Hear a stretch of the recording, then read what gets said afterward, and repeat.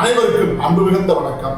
செல்வராமாயணம் என்னும் இலக்கண பாடல்களும் இலக்கிய சுவையும் கொண்ட புதிய ராமாயண காவியத்தை புனைய வைத்த என் இறைவன் ராமனை நன்றியுடன் வணங்கி மகிழ்கிறேன். செல்வராமாயணம் பருவம் 3, அயோத்தி பருவம், காலம் 8, பரதன் காலம்.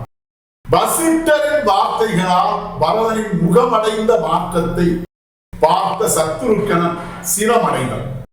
பாடல் எண் 941.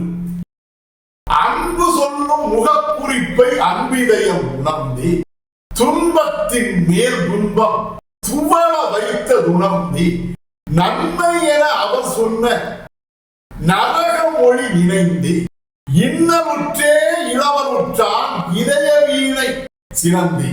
இதுவே 941வது பாடல். இந்த பாடலுக்கான விளக்கத்தை காண்போம்.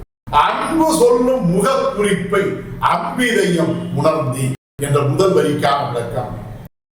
அல்லல் நாணம் என்கிற துன்பத்தால் விளையக்கூடிய பெரும் நாணத்தை அடைந்த அந்த பரதனுடைய உள்ளமானது சத்ருக்கனுடைய உள்ளத்தை பார்த்த அந்த நேரத்திலே அவனுடைய உள்ளமானது சொல்லக்கூடிய அன்பினை, அந்த அன்புமிக்க வார்த்தைகளை, அந்த அன்பினால் தன்னுடைய தமையன் தன்னுடைய துன்பத்தை தன்னிடம் பகிர்வதற்காக தன்னை பார்க்கிற அந்த வார்த்தைகளை அந்த பரதனுடைய அன்பு கொண்ட இதயமானது உணர்ந்து கொண்டது.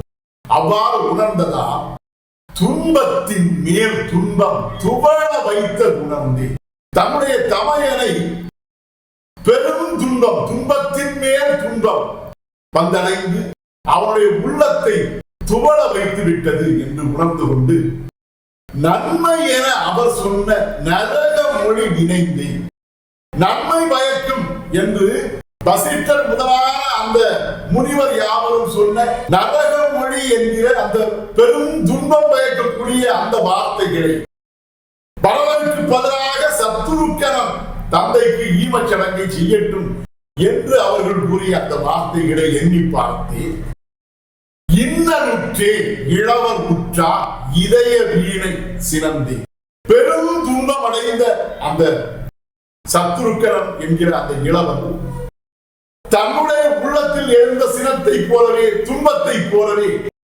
தன்னுடைய தமையனுடைய உள்ளத்திலும் பெரும் துன்பம் ஏற்பட்டிருக்குமே.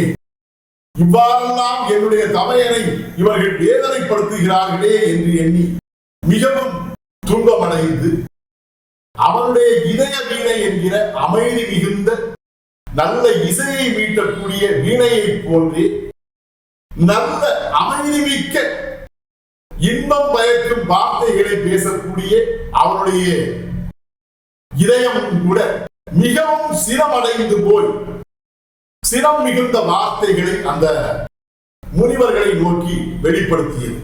இதுவே 941வது பாடலுக்கான விளக்கம். செல்வராமாயணத்தின் 942வது பாடல் மற்றும் அதன் விளக்கம் ஆகியவற்றை அடுத்த பகுதியில் காண்போம். இறையருளால் அடியே இயற்றிய நல்லதோர் இலக்கியத்தையே செல்வராமாயண காவியமாக உங்கள் முன் தொடர்ந்து வழங்கி வருகிறேன். உங்கள் அன்பையும் ஆதரவையும் தொடர்ந்து தந்து இந்த புதிய ராமாயண காவியத்தை அனைவரிடத்திலும் கொண்டு சேர்க்குமாறு உங்களை அன்போடு கேட்டுக்கொள்கிறேன். அனைவருக்கும் நன்றி, வணக்கம்.